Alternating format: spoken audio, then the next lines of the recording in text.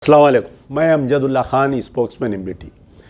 जैसा कि आप लोग जानते हैं कि तेलंगाना में असेंबली इलेक्शंस होने वाले हैं और इस सिलसिले में आज जो है बीजेपी की लिस्ट जारी की गई अपने कैंडिडेट्स की।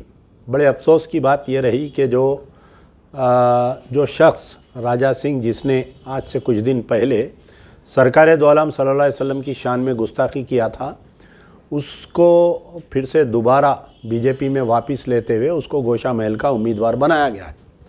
और ये बात पे कोई दुख और गम करने की बात नहीं है, लेकिन क्योंकि बीजेपी जो है सारे हिंदुस्तान में बीजेपी का जो रवैया रहा कि मुसलमानों को दिल आज़ारी करते आना, और जो भी बीजेपी में मुसलमानों के ख़िलाफ़ में रहा, चाहे वो मुसलमानों के क़त्ल में रहने दीजिए, मुसलमानों के अमलाक को नुकसान पहुंचाने में रहने दीजिए, उसको परवान चढ़ाया जाता है।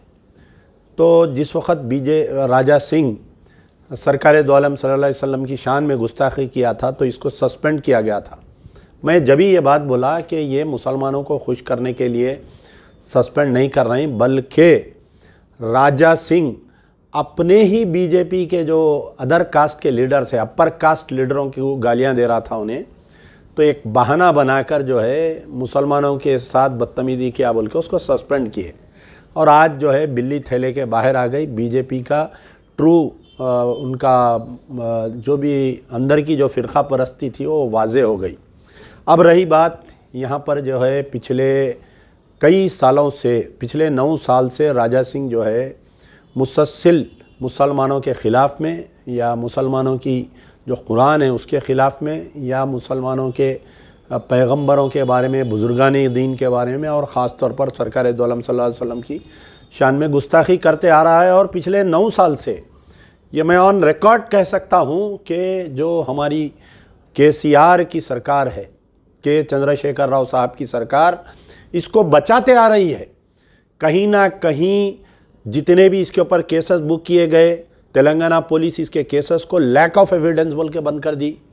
जहां पर पुलिस के आला ओहदेदार इसके केसेस में विटनेस थे, उन केसेस को जो है जो ऑफिसर्स विटनेस थे, अदालत में जाके वो लोग हॉस्टाइल हो जा रही, गलत बयानी कर रहे हैं वो लोग।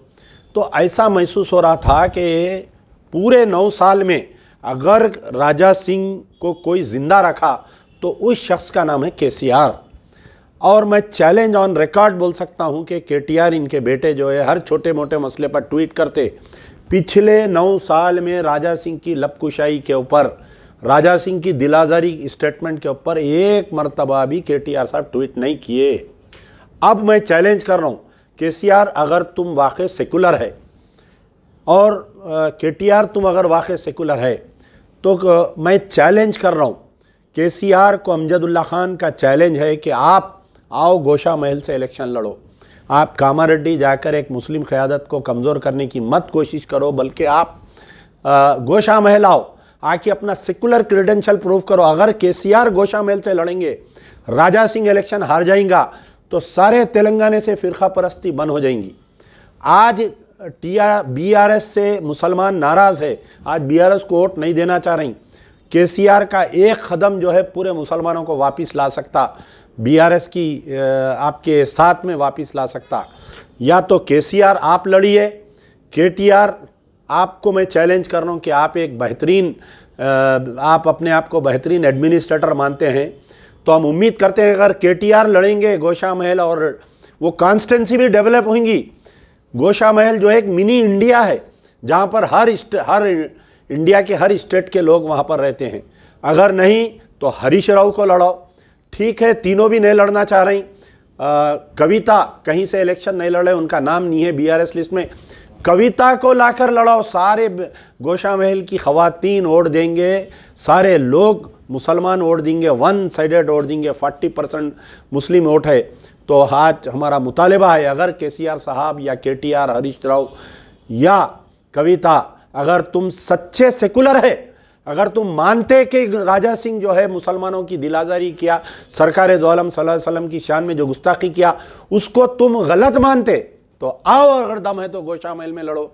अमजदुल्ला खान तुमको खांधे पे बिठाकर पूरा गोशा महल फिराएंगा।